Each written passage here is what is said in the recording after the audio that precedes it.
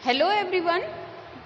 आज हम ऐसे टॉपिक के बारे में पढ़ने जा रहे हैं जिसके बिना इंसान सरवाइव नहीं कर सकता। Yes, that is water resource. बेटा, आप सब लोगों को मालूम है कि वाटर हमारे लिए असेंशियल है और आज आप चारों तरफ वाटर स्कैरिसिटी भी देख रहे हो।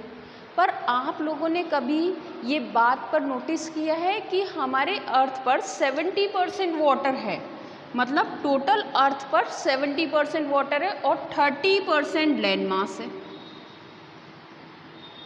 पर फिर भी हम लोग ये कहते हैं कि पानी नहीं है। तो ऐसा कौन सा रीज़न है कि इतना पानी होते हुए भी हम कहते हैं कि पानी नहीं है, पानी की कमी है। तो इट मीन्स कि आप आज इस टॉपिक में आपको क्लियर हो जाएगा कि पानी की कमी कहाँ पर और कौन से पानी की कमी है। तो आप सब लोगों को पता होना चाहिए कि 97% जो वाटर है वो हमारा सलाइन वाटर है, यानी वो वाटर ऐसा है जिसमें नमक है और जिसे हम यूज़ नहीं कर सकते डेली यूज़ में। फ्रेश वाटर नहीं है, वो ओशियन में वाटर है जो कि हमारे यूज़फुल नहीं है। तो ये 97% वाटर हमारे लिए ना के बराबर हुआ। हम लोग जो डेली यूज़ में यूज़ करते हैं वो हम करते हैं फ्रेश वाटर। अब जो फ्रेश वाटर है, ये फ्रेश वाटर कितना परसेंट है अर्थ पर? देखो, ये फ्रेश वाटर लिक्विड फॉर्म में है और सॉलिड फॉर्म में। सॉलिड फॉर्म में कैसा है? आइस की फॉर्म में। तो हम अभी आइस की फॉर्म वाले वाटर की बात नहीं कर रहे, हम सिर्फ और सिर्फ लिक्विड वाटर या फ्रेश वाटर की बात कर रहे हैं, जो कि सिर्फ 2.45% है अर्थ पर। अब हम इस वाले टॉपिक के अंदर सिर्फ इंडिया के बारे में बात करेंगे। तो इंडिया के बारे में, इंडिया के पास देखो बेटा, इस 2.4% को अगर मैं 100% मान लूँ तो इस 100% का सिर्फ और सिर्फ 4% वाटर इंडिया के पास अवेलेबल है। इंडिया के पास इस 4%, 2.4% का भी सिर्फ और सिर्फ 4% वाटर है, जो कि बहुत ही कम है। अगर मैं इस पाई चार्ट के अकॉर्डिंग बताऊं तो सिर्फ और सिर्फ अगर ये पूरा 160 का है तो 4% सिर्फ और सिर्फ इतना सा पानी इंडिया के पास है। और जबकि इंडिया के अंदर पॉपुलेशन 16% रहती है वर्ल्ड की 16% पॉपुलेशन है और वर्ल्ड का कितना परसेंट पानी है? 4% फ्रेश वाटर है। इट मीन्स कि हमारे इंडिया में फ्रेश वाटर की स्कैरिसिटी है। तो आज हम इस टॉपिक के अंदर यही पढ़ेंगे कि हमें फ्रेश वाटर कहाँ पर कितना है और उसे हम कैसे यूज़ कर रहे हैं और उसे हम कितना कैसे मैनेज कर सकते हैं। तो सबसे पहले आज हम बात करेंगे सरफेस वाटर की। देखो, अब फ्रेश वाटर जो अवेलेबल है वो किस फॉर्म में अवेलेबल है? फ्रेश वाटर अवेलेबल है हमें या तो ग्राउंड फ्लोर पर है, यानी सरफेस वाटर है, या तो सरफेस वाटर है, या फिर अंडरग्राउंड वाटर है, यानी ग्राउंड के अंदर जमीन खोद के कुएं खोद कर हम यूज़ करते हैं, तो अंडरग्राउंड वाटर है। अब इन दोनों ही की बात करें तो सरफेस वाटर जो है वो हमें किस फॉर्म में मिलता है? तो सरफेस वाटर की बात करें कि जो हमें ऊपर बाहर ही मिल जाता है, तो उसमें हमें रिवर्स, लेक्स और टैंक्स और पॉन्ड्स, ये सब किसके हैं? ये सब फ्रेश वाटर के मीन्स है कि हमें सिर्फ और सिर्फ जो सरफेस वाटर है वो इन्हीं फॉर्म में और यहीं पर मिलेगा। जबकि अगर अंडरग्राउंड वाटर को यूज़ करना है तो या तो मुझे ट्यूबवेल ओपन करना पड़ेगा, डिग करना पड़ेगा, या मुझे ट्यूबवेल या बोरवेल हमें लगाना पड़ेगा, तब जाके हम अंडरग्राउंड वाटर को एक्सट्रैक्ट कर सकते हैं। तो ये तो हो गई बात सरफेस की। अब मैं बात करती हूँ रिवर्स की। अब हम इस सबसे पहले डिस्कस करेंगे सरफेस वाटर को डिटेल फॉर्म में एक एक को। तो सबसे पहले मैं रिवर्स की बात करूँ तो इंडिया के अंदर आप लोगों को पता है कि हमारे यहाँ पर दो तरह की रिवर्स हैं, या तो सीजनल रिवर्स हैं या फिर हमारे यहाँ पर पेनिनियल रिवर्स हैं जो कि हमेशा फ्लो करती हैं। तो इनमें जो सबसे ज़्यादा 60% रिवर्स का जो वाटर अवेलेबल होता है वो गंगा से, ब्रह्मपुत्र से और इंडस से होता है। ये तीनों ही रिवर मेजर रिवर हैं जो कि हिमालय से ओरिजिन होती हैं, और इन्हीं रिवर्स में सबसे ज़्यादा पानी है। और सबसे ज़्यादा जो कैचमेंट एरिया जिसका सबसे ज़्यादा वाटर यूज़ किया जाता है वो गंगा रिवर का इंडिया में यूज़ किया जाता है।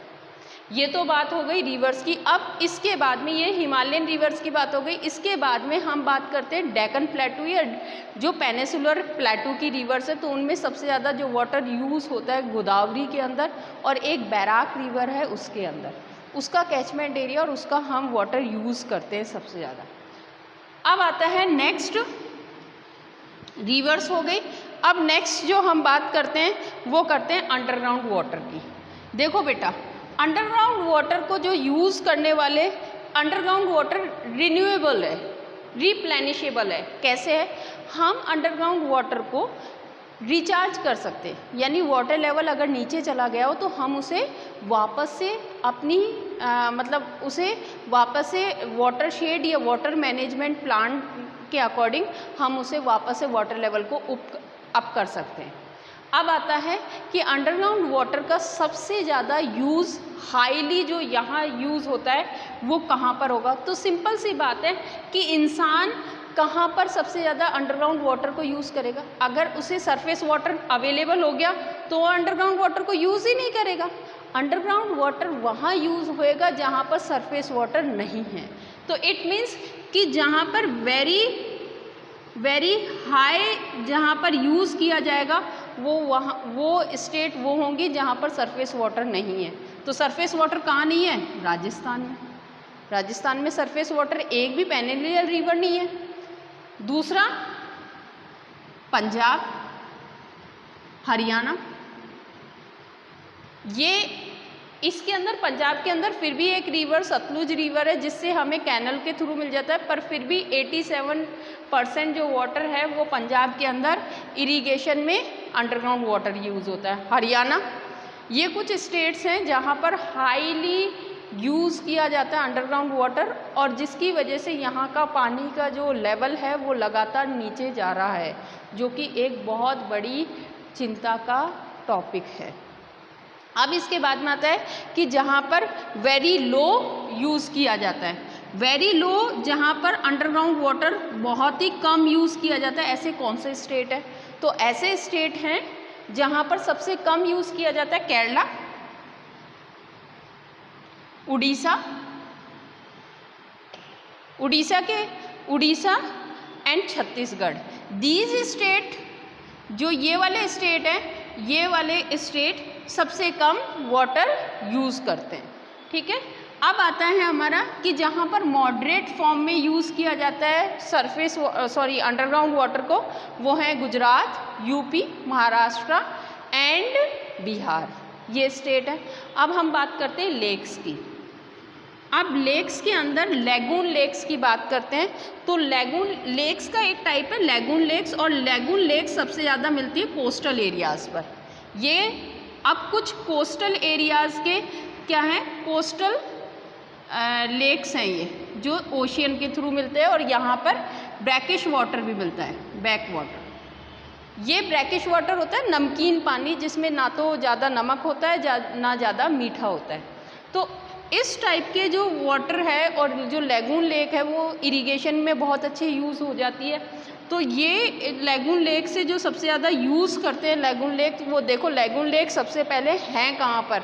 आपने फिज़िकल ज्योग्राफी में पढ़ा हुआ होगा कि जो लैगून लेक हैं वो सबसे ज़्यादा केरला में है। तो केरला में ऑब्वियस सी बात है कि वहाँ से इरिगेशन भी होता होगा और उसे यूज़ भी करते होंगे। दूसरा उड़ीसा, ये स्टेट्स हैं जहाँ पर, और थर्ड है वेस्ट बंगाल। ये कुछ स्टेट्स हैं जहाँ पर लैगून लेक से सरफेस वाटर, लैगून लेक के थ्रू सरफेस वाटर को यूटिलाइज किया जाता है।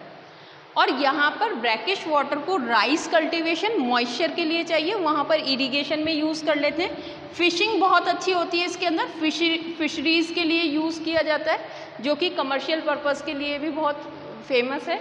तो ये जो ब्रैकिश वाटर है वो इसलिए यूज़ किया जाता है। अब हम बात करेंगे कि वाटर की डिमांड कहाँ कहाँ है। अब हमने कहा कि पानी इतना यूज़ तो कर रहे हैं, पर पानी का यूज़ करते कहाँ पर है? तो सब लोगों को पता है कि पानी का यूज़ कहाँ करते हैं। तो पानी का यूज़ हम सबसे पहले इरिगेशन में करते हैं। इरिगेशन के बाद में सबसे ज़्यादा एग्रीकल्चर में किया जाता है। अगर सेक्टर वाइज बात करूँ मैं, डिमांड ऑफ वाटर की बात करती हूँ मैं यहाँ पर, demand of water, demand of water की बात करूँ तो डिमांड ऑफ वाटर सबसे पहले एग्रीकल्चर सेक्टर में है, दूसरा इंडस्ट्रियल सेक्टर में, और तीसरा डोमेस्टिक में करते हैं हम लोग। ये तीनों जगह वाटर की डिमांड सबसे ज़्यादा है।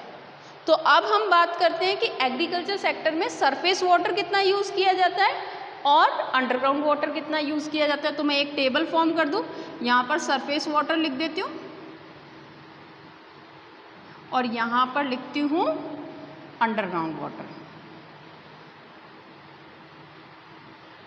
देखो, अगर बात करते हैं एग्रीकल्चर सेक्टर में तो 92% एग्रीकल्चर सेक्टर में अंडरग्राउंड वाटर यूज़ किया जाता है और 89% सरफेस वाटर यूज़ किया जाता है। 89% सरफेस वाटर यूज़ किया और 92% अंडरग्राउंड वाटर यूज़ करते हैं एग्रीकल्चर सेक्टर में। तो हमें कंक्लूज़न पता चल गया कि कंक्लूज़न आज इंडिया के अंदर एग्रीकल्चर के अंदर अंडरग्राउंड वाटर सबसे ज़्यादा यूज़ किया जाता है। अब अगर सेकंड टॉपिक की बात करूँ तो सेकंड टॉपिक में आता है इंडस्ट्रीज़। इंडस्ट्रीज़ में देखा जाए तो इंडस्ट्रीज़ में 2% तो सरफेस वाटर यूज़ किया जाता है और 5% किया जाता है अंडरग्राउंड वाटर। इसमें भी अंडरग्राउंड वाटर ज़्यादा यूज़ किया जाता है और यहाँ पर भी डोमेस्टिक के अंदर भी सरफेस वाटर जो है वो 9% ज़्यादा किया जाता है सरफेस वाटर अंडरग्राउंड वाटर से। इट मीन्स कि अगर हम देखा जाए तो अंडरग्राउंड वाटर हम सबसे ज़्यादा यूज़ करते हैं। अब बात आती है कि डिमांड ऑफ इरिगेशन, यानी यहाँ पर पानी सबसे ज़्यादा यूज़ हो रहा है तो इरिगेशन के लिए इतनी डिमांड क्यों हो रही है। तो अभी हम रीज़न्स पढ़ते हैं कि ऐसे कौन से रीज़न हैं जिनकी वजह से एग्रीकल्चर सेक्टर के अंदर इरिगेशन में सबसे ज़्यादा पानी यूज़ हो रहा है। तो इसके बारे में बात करते हैं हम।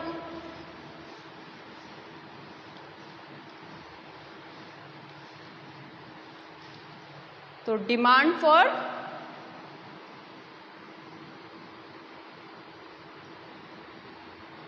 इरिगेशन,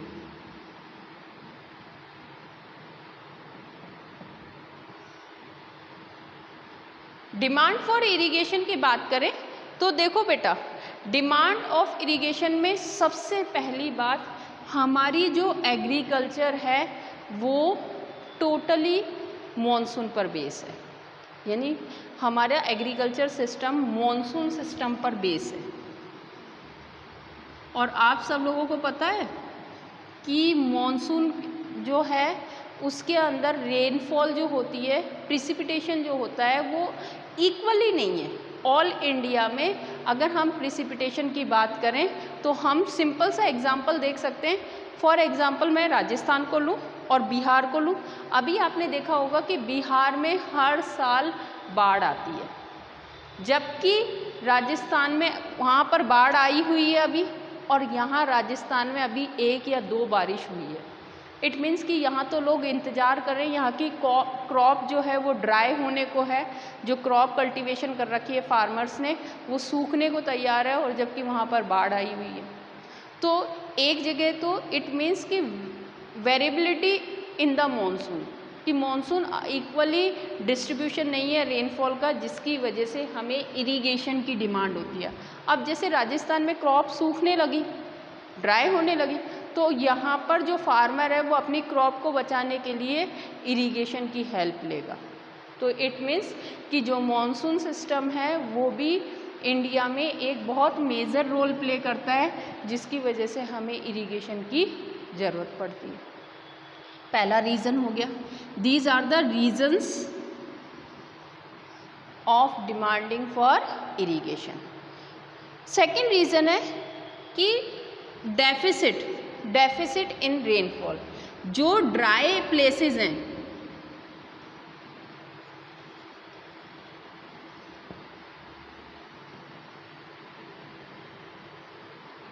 डेफिसिट ऑफ रेनफॉल, जैसे राजस्थान जहाँ ड्रॉट प्रॉन एरियाज़ हैं,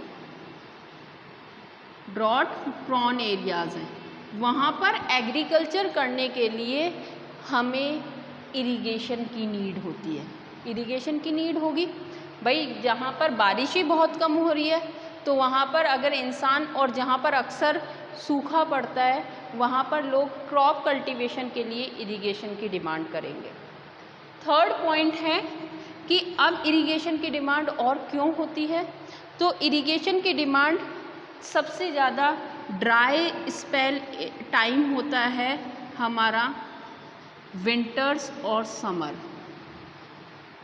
अब आप लोगों को ये पता है कि हमारे मॉनसून एक फ़िक्स टाइम पर आता है, यानी 2 महीने तो फिर भी हमें जहाँ पर रेनफॉल अच्छी हो रही है वहाँ पर बारिश की वजह से क्रॉप कल्टीवेशन हो जाएगा। पर इंडिया में मल्टी क्रॉपिंग होती है, और मल्टी क्रॉपिंग के अंदर एक क्रॉप तो हम समर में करते हैं जायद, और एक क्रॉप हम विंटर में करते हैं रबी। अब रबी क्रॉप में आपने देखा कि रबी के लिए हमारे पास कोई रेनफॉल या सरफेस जो प्रेसिपिटेशन है वो तो है ही नहीं, वो तो आके मॉनसून रिट्रेट हो जाता है, रिट्रेटिंग मॉनसून चलता है, यानी बारिश जा चुकी होती है। तो अब जहाँ पर बारिश है ही नहीं और सरफेस वाटर भी नहीं है तो वहाँ पर इरिगेशन की डिमांड होगी, और इरिगेशन के लिए ज़रूरत पड़ेगी विंटर क्रॉप के लिए, क्योंकि विंटर में रबी क्रॉप कल्टीवेशन करेंगे और रबी क्रॉप टोटली किसके ऊपर बेस रहेगी, इरिगेशन पर। दूसरी, समर क्रॉप के अंदर भी कोई रेनफॉल नहीं हो रही समर के अंदर, और समर क्रॉप जो कल्टीवेशन करेगा वो भी किस पर बेस करेगा, इरिगेशन पर बेस करेगा। हमारे पास नेक्स्ट फोर्थ पॉइंट आता है जो कि है, जो इम्पॉर्टेंट है, HYV सीड्स जो हैं वो मॉइस्चर। देखो फार्मर हमेशा ये चाहेगा कि मेरा ज़्यादा से ज़्यादा प्रोडक्शन हो, और वो प्रोडक्शन करने के लिए कौन से क्रॉप कल्टीवेशन करेगा, HYV सीड्स, यानी high yielding variety crop, high yielding variety crop, high yielding variety crop cultivation करेगा। और ये हाई यील्डिंग वैरायटी जो क्रॉप है ये मॉइस्चर कंटेन होती है, यानी इसको मॉइस्चर ज़्यादा चाहिए, तो ये मोर इरिगेशन की डिमांड करती है, ये मोर इरिगेशन की डिमांड करती है। अब जो नेक्स्ट इम्पॉर्टेंट आता है कि हम लोग ये देखें कि इंडिया के अंदर सबसे ज़्यादा जो इरिगेशन बेस कल्टीवेशन होता है वो होता है पंजाब, हरियाणा एंड यूपी। यहाँ पर 85% क्रॉप जो कल्टीवेशन होती है वो इरिगेशन बेस होती है। किसके बेस पर होती है, इरिगेशन बेस पर, मतलब पानी की जहाँ सिंचाई करके ही हम लोग क्रॉप कल्टीवेशन कर सकते हैं। अब नेक्स्ट आता है कि अब ओवर यूज़ ऑफ जो इरिगेशन करा तो इरिगेशन के लिए हमने सरफेस वाटर भी यूज़ किया और अंडरग्राउंड वाटर भी यूज़ किया। अब जहाँ पर हमने रेगुलर अंडरग्राउंड वाटर को एक्सप्लॉइट कर और क्रॉप कल्टीवेशन कर रहे हैं, वहाँ पर क्या प्रॉब्लम आएगी, सिंपल सी बात है, वहाँ पर अंडरग्राउंड वाटर नीचे जाएगा। अब नीचे चला गया, अब नीचे पानी डिक्लाइन होने की वजह से, अंडरग्राउंड वाटर डिक्लाइन होने की वजह से वहाँ पर फ्लोराइड ज़्यादा हो जाएगा, और उससे फ्लोराइड आने लग जाएगा पानी में, जिसको हम लोग पिएंगे तो हमें बोन डिजीज़ होना शुरू हो जाती है। और इसके अलावा ये जो प्रॉब्लम देखी गई बोन डिजीज़ की, ये जो प्रॉब्लम देखी गई ये सबसे ज़्यादा देखी जाती है राजस्थान में। राजस्थान में पानी बिल्कुल ऑलमोस्ट, अगर हम वेस्टर्न पार्ट की बात करें तो बिल्कुल सूख चुका है अंडरग्राउंड वाटर, और जहाँ पर है वहाँ पर फ्लोराइड आता है। फ्लोराइड आने का मतलब है कि पानी का बिल्कुल लास्ट स्टेज चल रही है उस पानी की, और उससे फ्लोराइड वाला पानी पीने से हमारी बोन डिजीज़ और हमारे बॉडी के अंदर डिजीज़ होना स्टार्ट हो जाती है। अब हम इसके बाद में नेक्स्ट टॉपिक पढ़ते हैं, डिटेरियोरेशन ऑफ वाटर क्वालिटी। हमारा नेक्स्ट टॉपिक डिटेरियोरेटिंग ऑफ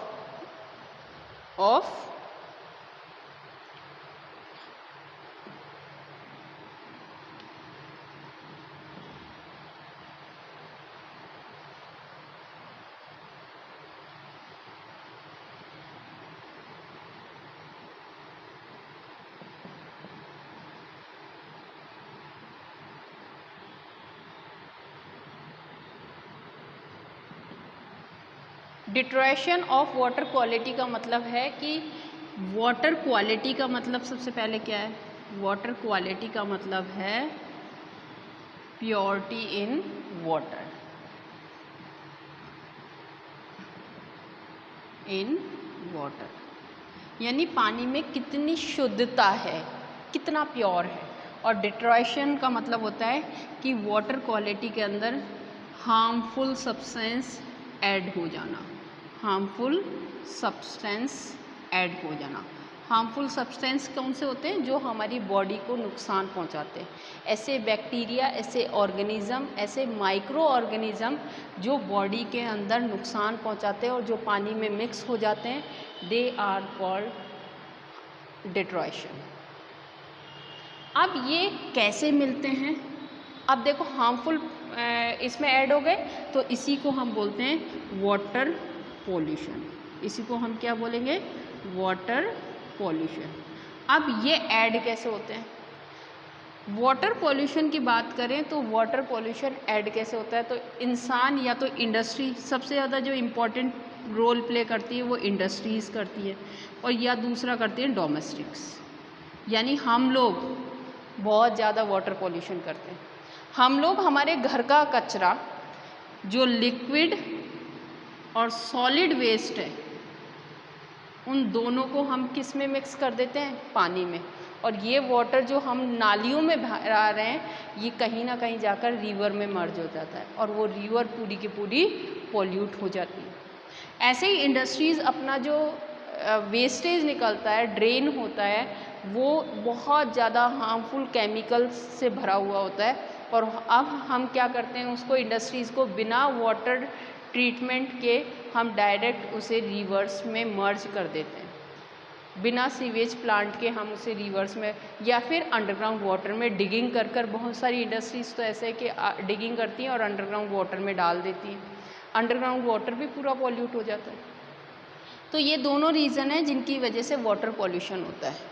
अब देखा जाए तो वाटर पॉल्यूशन रिवर के अंदर नोटिस किया जाए तो सबसे ज़्यादा पॉल्यूटेड रिवर इंडिया की मोस्ट पॉल्यूटेड रिवर है, most polluted river are Ganga and Yamuna. ये इंडिया की सबसे ज़्यादा पॉल्यूटेड रिवर हैं, सबसे ज़्यादा पॉल्यूटेड रिवर है। अब बात करते हैं इसके अलावा बहुत सारी ऐसी रिवर्स हैं जो कि और भी पॉल्यूटेड हैं, जिनके बारे में हम बाद में बात करेंगे। बट अब इस वाटर को पॉल्यूशन, हम वाटर पॉल्यूशन कर रहे हैं, तो इसके लिए हमें क्या करना चाहिए? हमें पता है सारा पानी ख़राब हो रहा है, तो हमें कंजर्वेशन मेथड्स यूज़ करने चाहिए। वाटर कंजर्वेशन एंड मैनेजमेंट बहुत ज़रूरी है। तो हमारा नेक्स्ट टॉपिक है water conservation and management. Water conservation and management. अब ये क्या है वाटर कंजर्वेशन एंड मैनेजमेंट?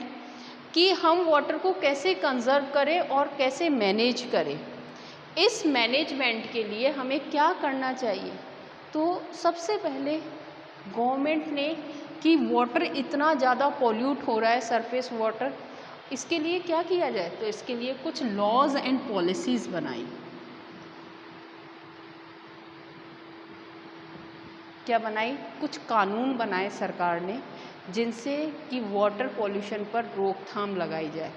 जो वाटर की क्वालिटी रेगुलर जो ख़राब हो रही है उसको रोका जाए। आपको पता है कि सबसे ज़्यादा मोस्ट पॉल्यूटेड रिवर गंगा है, और गंगा एक्शन प्लान चल रहा है जिसमें मोदी ने करोड़ों रुपए इन्वेस्ट किया है और उसको प्योर कराने की कोशिश कर रहे हैं। उसके स्टेजेस के अकॉर्डिंग डिवाइड किया गया है। अब जो चल रहा है वो सेकंड स्टेज चल रहा है। अब आता है नेक्स्ट जो इम्पॉर्टेंट है कि हमें वाटर सेविंग टेक्निक्स को फॉलो करना चाहिए, जिससे कि वाटर कम से कम पॉल्यूट हो और कम से कम यूज़ हो। तो वाटर सेविंग टेक्निक्स को यूज़ करना चाहिए, टेक्निक्स के साथ एंड मेथड्स। अब वाटर सेविंग मेथड्स और टेक्निक्स क्या हैं? अब देखिए, मैंने मान लीजिए बाइक, हम एक बहुत छोटे छोटे मेथड्स हैं जिन्हें हम घर में भी कर सकते हैं। मान लीजिए मैंने बाइक साफ़ करी। अब मैंने बाइक साफ़ करने के बाद में मैंने उस पानी को, वो बाइक साफ़ तो हो गई और उसके बाद में वो पानी सीधा नाली में गया। मैं उस वाटर को गार्डनिंग में यूज़ कर सकती थी। तो these kind of methods are using for water saving. दूसरा, हमने यूटेंसिल्स साफ़ करे, बर्तन साफ़ करे। बर्तन साफ़ करने में हम बहुत सारा पानी वेस्ट कर देते हैं। हम उस पानी को बचाकर उस बर्तन साफ़ करे हुए पानी को हम गार्डन में दे सकते हैं। नेक्स्ट आता है कि नेक्स्ट जो इम्पॉर्टेंट पॉइंट है वो है प्रिवेंट पॉल्यूशन। पॉल्यूशन से कम बचाना है हमें, किसको? वाटर को। Prevent pollution. मैं काफ़ी बार जब यहाँ से कभी रास्ते में गुजर रही होती हूँ तो मैंने देखा वेंडर, जो स्ट्रीट वेंडर्स हैं, वो क्या करते हैं, हम लोगों ने गोलगप्पे खाए, गोलगप्पे खाकर और जो दाने थे वो उसने डस्टबिन में इकट्ठे कर लिए और रास्ते में चलते चलते कहीं पर नाला दिखा वहाँ पर उसने डिस्पोज कर दिए, उनको डाल दिए और आगे चल दिया। ये सबसे बड़ा रीज़न है इंडिया में पॉल्यूशन का, वाटर पॉल्यूशन।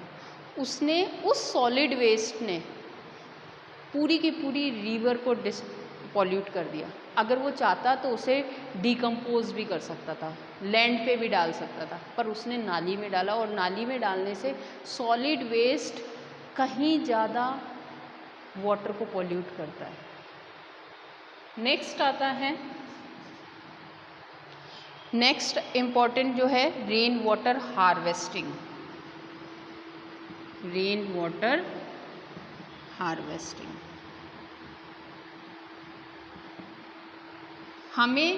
हम आपको बताएं, इज़राइल हमसे बहुत कम वाटर प्रेसिपिटेशन होता है, वहाँ पर रेनफॉल बहुत कम है, पर फिर भी वहाँ के लोगों को या वहाँ के जो कंट्री है वहाँ पर पानी की स्कैरिसिटी नहीं है। जो पर पर्सन वाटर है वो इजीली अवेलेबल है, जबकि हमारे यहाँ पर वहाँ मात्र और मात्र 25 सेंटीमीटर रेनफॉल होती है, जबकि यहाँ पर हमारे इंडिया में एवरेज अगर रेनफॉल निकाला जाए तो मोर देन 100 सेंटीमीटर होती है। फिर भी यहाँ पर वाटर स्कैरिसिटी है और इज़राइल में नहीं है, क्योंकि इज़राइल के अंदर रेन वाटर हार्वेस्टिंग करते हैं वो लोग, और हम लोग रेन वाटर हार्वेस्टिंग बिल्कुल नहीं करते। आज राजस्थान में 90% बात करें तो अंडरग्राउंड वाटर यूज़ किया जाता है, जबकि अगर हम देखें तो हम उसे रेन वाटर, अगर वेस्टर्न राजस्थान में देखें जहाँ पर अंडरग्राउंड वाटर नहीं है तो वो लोग रेन वाटर हार्वेस्टिंग यूज़ करते हैं। पूरी बारिश का पानी इकट्ठा करते हैं और पूरी साल भर उसे चलाते हैं। तो these kind of methods we can use. And last one, that is most important, recycle and reuse of the water is another method of water conservation and management. तो these are the important points I can revise to you all. Laws and policies बनानी चाहिए, water saving methods use करने चाहिए, techniques use करनी चाहिए, pollution से बचाना चाहिए वाटर को, रेन वाटर हार्वेस्टिंग यूज़ करनी चाहिए, and recycle and reuse of water and reuse. इससे हम पॉल्यूशन बचा सकते हैं, वाटर की क्वालिटी बचा सकते हैं, वाटर का अमाउंट बचा सकते हैं। ओके, आई होप कि आपको इतना समझ में आ गया होगा।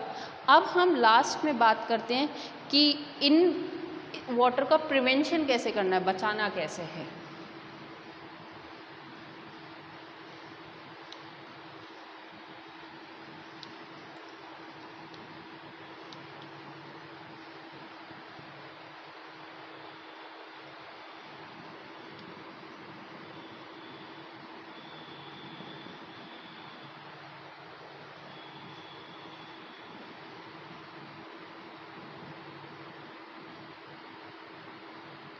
प्रिवेंशन ऑफ वाटर पॉल्यूशन, यानी वाटर पॉल्यूशन से बचाना कैसे।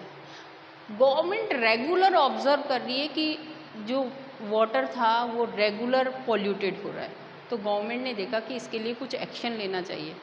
दे नीड सम लॉ तो उन्होंने कुछ लॉज बनाए और उन्होंने एक सबसे पहले एक ऑर्गेनाइजेशन बनाया जो कि ऑब्जर्विंग करे कि वाटर कितना पॉल्यूटेड हो रहा है। तो वो ऑर्गेनाइजेशन कौन सा था? तो गवर्नमेंट ने सबसे पहले एक ऑर्गेनाइजेशन बनाया जो ऑब्जर्विंग करेगा, जो मॉनिटरिंग करेगा कि कहाँ पर कौन सी रिवर में कितना पॉल्यूशन हो रहा है। तो ये ऑर्गेनाइजेशन कौन सा था? तो ये ऑर्गेनाइजेशन था CPCB। CPCB इसकी full form central pollution control board. Pollution control board,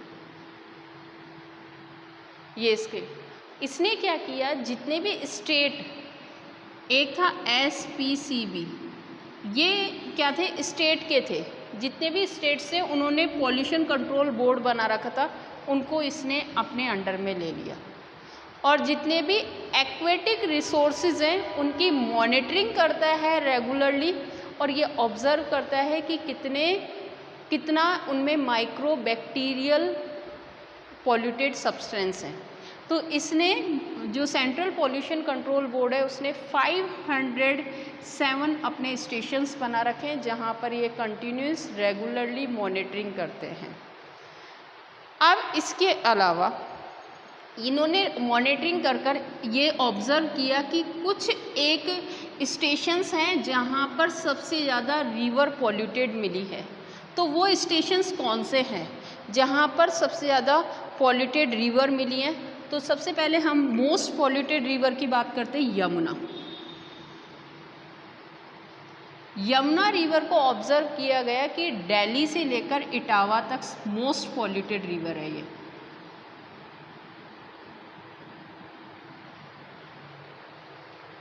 Delhi से इटावा तक मोस्ट पॉल्यूटेड रिवर है। दूसरी रिवर हमने ऑब्जर्व करी साबरमती। ये देखा कि अहमदाबाद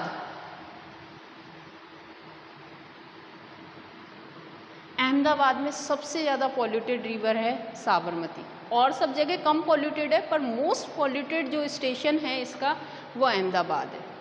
नेक्स्ट रिवर की बात करें तो हम करते हैं गोमती। अब गोमती रिवर गंगा की ट्रिब्यूटरी है और ये देखा गया कि इसके किनारे पर कौन सा सिटी है? तो इसके किनारे पर है लखनऊ, और लखनऊ में सबसे ज़्यादा पॉल्यूटेड होती है। अब लास्ट वन अगर बात करें, अब हम नेक्स्ट बात करें तो मूसी रिवर के किनारे हैदराबाद बसा हुआ है और हैदराबाद पर ये सबसे ज़्यादा पॉल्यूटेड होती है। और एक और रिवर है गंगा रिवर सबसे ज़्यादा पॉल्यूटेड होती है कानपुर में, कानपुर और वाराणसी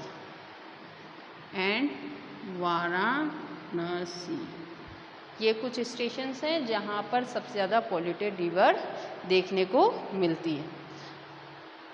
अब कुछ लेजिस्लेटिव प्रोविजंस भी हुए, इसके अलावा कुछ रूल रेगुलेशंस भी बनाए जो कि पॉल्यूशन कंट्रोल करें। उन लेजिस्लेटिव प्रोविजंस की बात करते हैं हम। तो लेजिस्लेटिव रूल रेगुलेशंस बने तो सबसे पहले वाटर एक्ट बनाया गया, prevention and control of pollution, ये बनाया गया 1972 में। वाटर एक्ट कब बनाया गया? 1974 में। उसके बाद में दूसरा एक और एक्ट बनाया एनवायरमेंट प्रिवेंशन।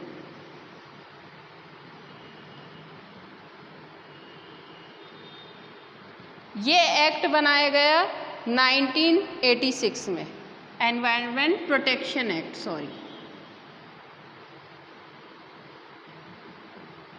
एक्ट 1986 में। इसके बाद में बनाया गया cess act, water cess act, ये बनाया गया 1977 में। और ये ऑब्ज़र्व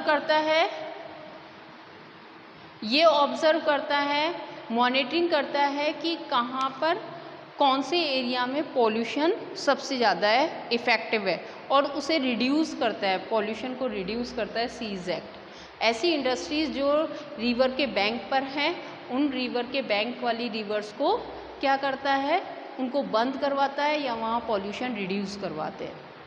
अब इनसे भी ये देखा गया कि पॉल्यूशन पर इतना इफ़ेक्ट नहीं पड़ा, वाटर पॉल्यूशन। तो उन्होंने कहा कि एट लास्ट जो सबसे इफ़ेक्टिव और सबसे इम्पॉर्टेंट मेथड है वो है पब्लिक अवेयरनेस। यानी अगर लोग अवेयर हो गए तो वाटर पॉल्यूशन अपने आप कम हो जाएगा।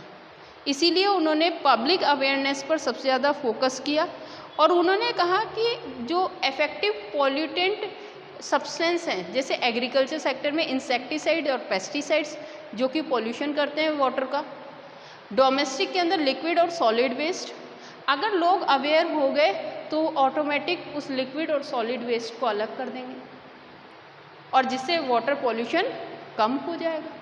तो उन्होंने दो लास्ट वाला और सबसे इफ़ेक्टिव मेथड है पब्लिक अवेयरनेस।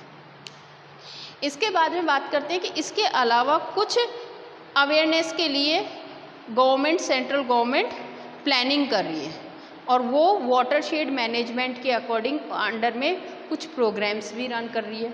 वो प्रोग्राम्स कौन कौन से हैं जो सेंट्रल गवर्नमेंट रन कर रही है वाटर मैनेजमेंट के लिए और वाटरशेड के लिए? पहले तो वाटरशेड होता क्या है? वाटरशेड मैनेजमेंट, वाटरशेड क्या होता है? ये होता है recharge of wells and tubewell and borewell, यानी अंडरग्राउंड वाटर का लेवल को अप कर देने को बोलते हैं वाटरशेड मैनेजमेंट। इसका मेन एम है balancing between natural resources and society.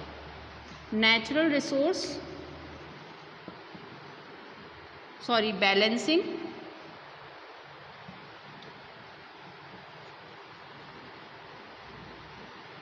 Of natural resource and society. अब इसके अंडर में बहुत सारे प्रोग्राम्स चल रहे हैं। तो सबसे इम्पोर्टेंट प्रोग्राम हरियाली, सेंट्रल गवर्नमेंट रन करा रही है रूरल एरियाज़ में, सेंट्रल गवर्नमेंट रन करवाती है रूरल एरियाज़ में, यानी ग्राम पंचायत में।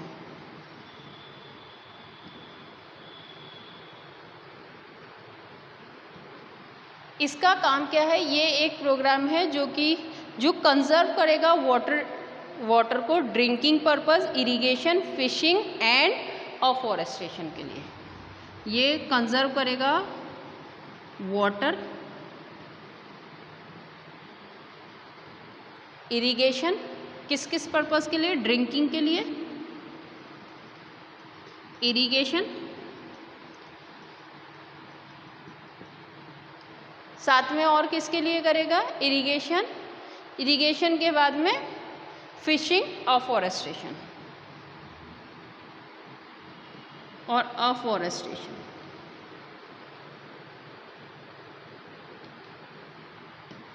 ओके। इसके बाद में एक नेक्स्ट जो आंध्र प्रदेश गवर्नमेंट चलाती है वो ये समझ में आ गया। इसके बाद में आता है हरियाली प्रोग्राम। हरियाली प्रोग्राम के बाद में दूसरा जो प्रोग्राम है वो है नीरू मीरू, जो कि आंध्र प्रदेश में चल रहा है। नीरू मीरू, नीरू means water and you, water and you,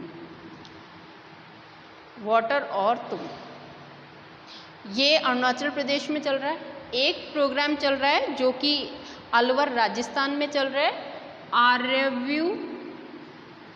आरव्य पानी संसद। ये भी यही काम करता है। इसके बाद में आता है कि तमिलनाडु के अंदर वाटर हार्वेस्टिंग कंपलसरी कर दी। कोई भी अपना घर बनाएगा उससे पहले, कोई भी अपनी हाउसिंग बिल्डिंग करता है उससे पहले वाटर हार्वेस्टिंग प्लांट होना ज़रूरी है। वाटर हार्वेस्टिंग प्लांट होना ज़रूरी है। तो इस चैप्टर में बस इतना ही था। आई होप कि आपको अच्छे से समझ में आ गया होगा। इसके साथ ये चैप्टर कंप्लीट होता है।